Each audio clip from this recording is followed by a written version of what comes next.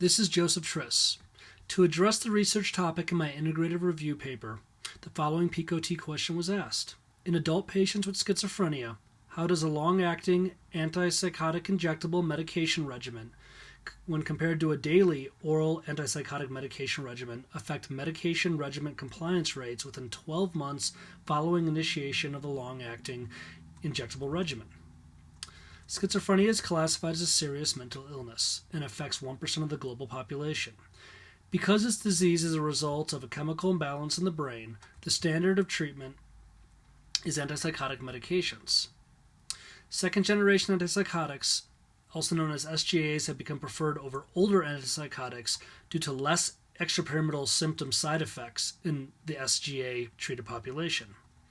Despite the efficacy of these medications, it is estimated that up to 50% of schizophrenics are non-compliant. This leads to poor clinical outcomes such as costly rehospitalization when the patient decompensates. Long-acting injectables, aka LAIs, which are administered intramuscularly every 2 to 4 weeks, are thought by some researchers to improve compliance rates. However, there's no consensus on this issue, and many providers do not regularly promote or prescribe LAIs over daily oral medications, also known as DOMs. All studies reviewed in the literature review were randomized control trials, aka RCTs, or post-hoc analyses of RCTs. Study design, sample breakdowns, participant characteristics, study settings, attrition rates, statistical analysis methods, and results can be seen in slides 4 through 6. The first study compared the efficacy of monthly paliperidone palmitate LAIs to biweekly risperidone LAIs, also known as RLAIs, supplemented with DOMs. Study strengths include its large sample size, which is also global, and long duration. But the study lost credibility due to the majority of authors being employed by a large pharmaceutical company. This represents a clear conflict of interest. The second study explores the efficacy, safety, and tolerability between RLAIs and DOMs. The study's strengths include its 104-week duration. Weaknesses include its small sample size and high attrition rate, both of which decrease the generalizability of the results. In addition, the study used multiple SGAs, raising the specter of confounding and thus decreasing the study's validity. The third study tested the hypothesis that RLAIs are superior to DOMs in reducing rehospitalization rates.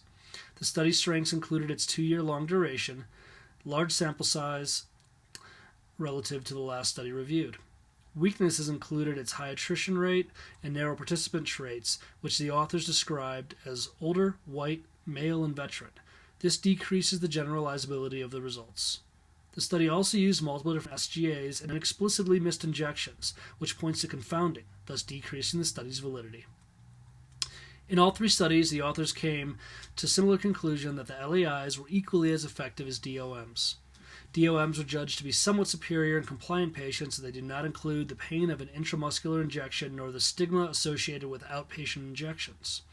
However, RCTs are probably not the best experimental design to address the issue of noncompliance. This is because RCTs require voluntary consent by all participants, and noncompliant patients, by nature, are unlikely to give said consent. Thus, noncompliant patients are excluded from the sample. The result is sampling bias, which casts doubt in all 3 studies' validity and applicability to clinical settings. Other researchers continue to promote LAIs over DOMs, pointing to a patient preference for the former once a regimen is initiated. That said, relatively few patients are prescribed LAIs in the United States compared to Europe.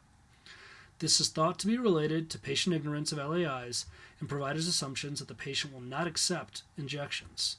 Thus, a proposed intervention is for mental health providers to be proactive and open in discussing the advantages and disadvantages of both LAIs and DOMs so that the patient can make an informed decision on which course to pursue. Inpatient psychiatric units are an ideal location to launch this intervention because the noncompliant schizophrenic patient is likely recovering from an episode of decompensation. This makes he or she more insightful and retrospective, since the trauma of decompensation is still fresh in the mind. This in turn makes it more likely that they will be open to accepting LAI therapy, since their noncompliance led to rehospitalization. While the individuals seen at an outpatient clinic may be less open to LAIs, education should be offered nonetheless. For those already on an LAI regimen, the biweekly or monthly outpatient clinical encounter is an ideal opportunity to assess for adverse drug reactions and solicit patient feedback, which in turn reinforces their buy-in, and finally, to re-educate as necessary. Thank you.